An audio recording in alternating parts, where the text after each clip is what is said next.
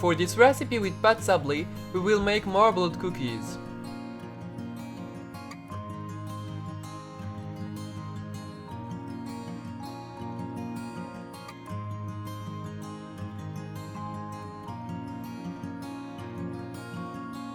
Divide 1/3 of the short crust pastry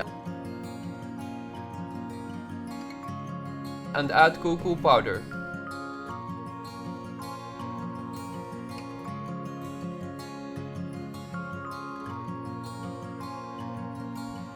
Mix until completely incorporated.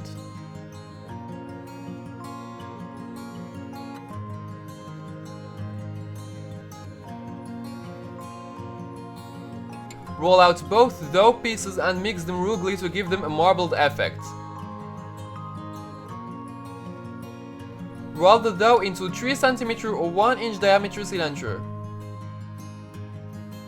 Cover it with a plastic wrap and reserve in the freezer for 30 minutes. Cut into slices of 1/2 cm thickness. Place on a baking pan covered with a parchment paper. Bake at 170 degrees Celsius, 350 degrees Fahrenheit for about 15 minutes until golden brown.